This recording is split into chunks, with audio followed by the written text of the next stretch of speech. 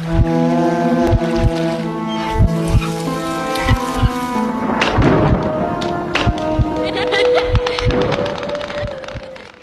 اللہ ہمیں وہ چیز دکھا دے جو ابھی ہوئی ہی نہیں مگر ہونے والی ضرور ہے تو انسان کی سوچ ہی بدل جائے۔ ایک ایسا شخص جو راستے پر نہیں چلتا بلکہ اللہ کے حکم سے راستہ اس کے لیے بن جاتا ہے، جو وقت کا پابند نہیں تھا بلکہ وقت کی قید سے آزاد تھا۔ قرآن کہتا ہے ہم نے اپنے بندے میں سے ایک خاص بندہ پایا، نہ وہ فرشتہ تھا نہ جن بلکہ ایک انسان۔ پھر بھی اللہ نے اپنے نبی سے فرمایا میرے اس بندے کے پاس جاؤ اور صبر کے ساتھ اس کے ساتھ سیکھو۔ وہ انسان تھے حضرت خضر علیہ السلام، جنہیں اللہ نے وہ خاص علم عطا کیا جو ہر ایک کو نہیں دیا جاتا۔ یہ واقعہ شروع ہوتا ہے ان زمینوں سے جہاں بنی اسرائیل آباد تھی۔ یہ لوگ مصر کے میدانوں کے علاقوں میں رہتے تھے، دریا اردن کے کنارے پر بسنے والی ایک قوم، بظاہر اللہ کے نیک بندے مگر دلوں میں غرور اور اپنی عقل کا بوجھ۔ موسیٰ علیہ السلام ہر بات میں یوں فرماتے اللہ تعالیٰ نے یوں حکم دیا ہے، مگر وہ قوم کہتی ہمیں کب اپنی مرضی سے جینے کا موقع ملے گا۔ یہی وہ قوم تھی جنہیں اللہ تعالیٰ نے فرعون سے نجات دی، سمندر کو چیرتے دیکھا، آسمان سے رزق اترتے دیکھا، مگر شکر کی بجائے سوال اور شکایات میں مشغول رہتے۔ ان کے دل کبھی مطمئن نہ ہوئے۔ وقت گزرتا رہا، بنی اسرائیل اپنی روزمرہ کی زندگی میں مصروف رہے۔ زمین اور سمندر کے درمیان بظاہر سب کچھ ٹھیک اور پرسکون تھا۔ پھر ایک دن اللہ تعالیٰ نے حضرت موسیٰ علیہ السلام کو ایسا راز بتایا۔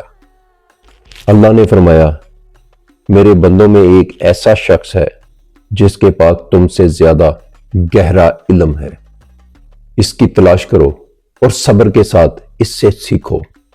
یہ سن کر موسیٰ علیہ السلام حیران رہ گئے۔ ایک نبی اور پھر بھی کوئی ایسا جو علم میں آگے ہو؟ اللہ نے نشانیاں بتائی، ایک مچھلی لو اور سمندر کے کنارے جاؤ، جہاں وہ مچھلی تمہیں چھوڑ دے وہی تمہارا مقام ہے۔ یوں ایک سفر شروع ہوا، بظاہر فاصلوں کا مگر حقیقت میں علم اور راز کا سفر۔ موسیٰ علیہ السلام نے کہا میں چلتا رہوں گا چاہے مجھے برسوں لگ جائیں۔ دن اور رات کا فرق مٹ گیا، ریگستان گزرے، پتھر گزرے، جسم تھک گیا مگر ارادہ اور مضبوط ہو گیا۔ آخر وہ مقام آ گیا جہاں وہ سمندر ملتے ہیں۔ ایک عجیب سی خاموشی تھی، پانی کا شور دل کے اندر اتر رہا تھا۔ اچانک مچھلی زندہ ہوئی اور سمندر کے اندر کود گئی۔ پانی نے اس کے لیے راستہ بنا دیا۔ یہی وہ نشانی تھی۔ موسیٰ علیہ السلام کچھ آگے نکل گئے، پھر واپس لوٹے۔ پانی کے درمیان ایک راستہ نظر آیا۔ اس راستے میں ایک نورانی شخصیت ظاہر ہوئی۔ یہ اللہ کے خاص بندے حضرت خضر علیہ السلام تھے۔ قرآن پاک نے ان کا نام نہیں، ان کا مقام بیان کیا ہے۔ موسیٰ علیہ السلام نے عرض کیا کیا میں آپ کے ساتھ رہ سکتا ہوں تاکہ اللہ تعالیٰ نے جو علم آپ کو دیا اس میں سے کچھ مجھے بھی سکھا دے؟ حضرت خضر علیہ السلام نے فرمایا تم میرے ساتھ صبر نہیں کر سکو گے، مگر حقیقت میں سب کچھ اللہ کے حکم سے درست تھا۔ انہیں ایک چھوٹی سی کشتی ملی، غریب ماہ گیر کی کشتی۔ انہوں نے بغیر کسی معاوضے کی جگہ دے دی۔ دل کے امیر لوگ تھے۔ کشتی سمندر میں چلی گئی۔ اچانک حضرت خضر علیہ السلام نے کشتی کا ایک تختہ توڑ دیا۔ موسیٰ علیہ السلام بول اٹھے آپ نے یہ کیا کر دیا؟ فرمایا کیا میں نے تمہیں نہیں کہا تھا تم صبر نہیں کر سکو گے؟ موسیٰ علیہ السلام نے معذرت کی۔ پھر ایک شہر آیا، ایک بچہ کھیل رہا تھا۔ حضرت خضر علیہ السلام نے اسے دیکھ کر اس کی جان لے لی۔ موسیٰ علیہ السلام تڑپ اٹھے، فرمایا کیا میں نے تمہیں نہیں کہا تھا؟ آگے ایک گاؤں آیا، لوگوں نے مہمان نوازی سے انکار کر دیا۔ ایک دیوار گرنے والی تھی، حضرت خضر علیہ السلام نے اس کو سیدھا کر دیا۔ حضرت موسیٰ علیہ السلام بول اٹھے کم سے کم اجرت تو لے لیتے۔ حضرت خضر علیہ السلام نے فرمایا بس اب تمہارے اور میرے راستے جدا جدا ہیں۔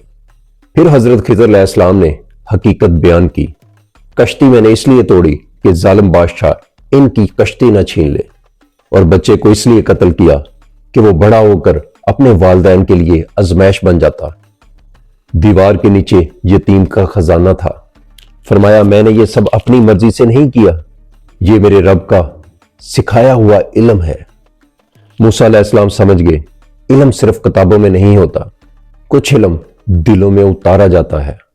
तुम्हारी जिंदगी में भी अगर कभी कोई कश्ती टूटती है, कभी कोई चीज छिन जाती है, तो तुम उसे जुल्म समझते हो, मगर वो अल्लाह ताला की हिफाजत होती है।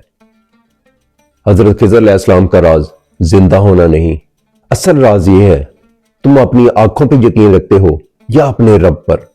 ऐसी और भी वीडियो देखने के लिए मेरे चैनल को सब्सक्राइब और लाइक करना मत भूलें। जज़ाकल्लाहु खैर।